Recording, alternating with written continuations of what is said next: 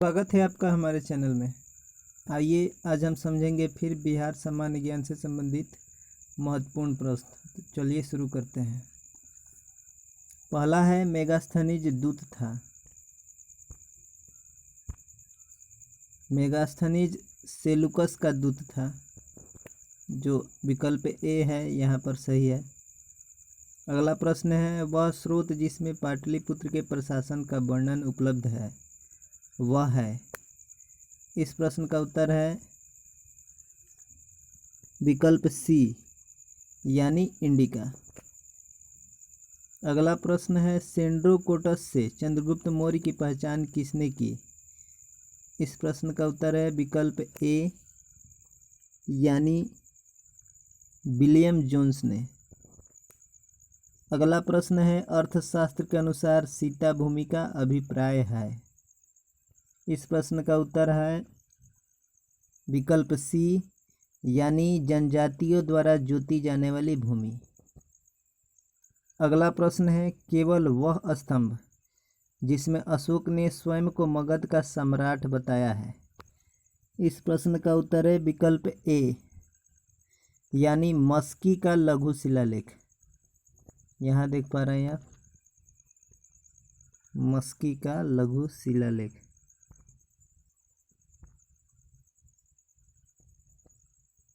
अगला है अशोक के शिलालेख में प्रयुक्त भाषा है।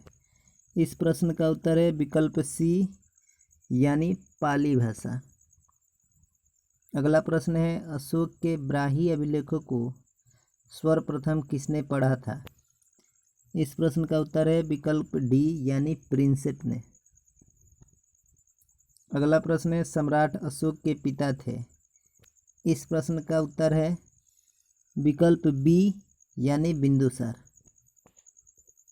अगला प्रश्न है अशोक के धम्म का मूल संदेश क्या है।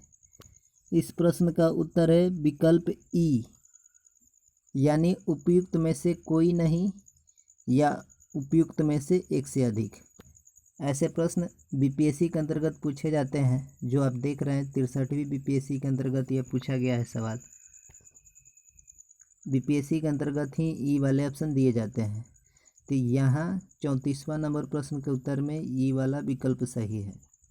इसका मतलब होता है या तो उपयुक्त में से कोई नहीं होता है आंसर या उपयुक्त में से एक से अधिक आंसर होता है। अगला प्रश्न है गुप्त सम्राट जिसने हूणों को पराजित किया था। इस प्रश्न का उत्तर है विकल्प सी यानी स्कंदगुप्त ने। अगला प्रश्न है अंतिम मौर्य सम्राट था। इस प्रश्न का उत्तर है विकल्प डी यानी बृहद्रथ। अगला प्रश्न है मौर्य वंश के पश्चात किस वंश का राज्य स्थापित हुआ। इस प्रश्न का उत्तर है विकल्प डी यानी शुंग वंश का। अगला और अंतिम प्रश्न है अभिलेखों में किस शासक का उल्लेख प्रियदर्शी या देवनाम प्रिय के रूप में किया गया है। इस प्रश्न का उत्तर है विकल्प बी अशोक यानी अशोक को अभिलेखों में प्रियदर्शी या देवनाम प्रिय के रूप में उल्लेख किया गया है। तो ये थे बिहार सामान्य ज्ञान से संबंधित कुछ महत्वपूर्ण प्रश्न। आशा है आपको पसंद आया होगा।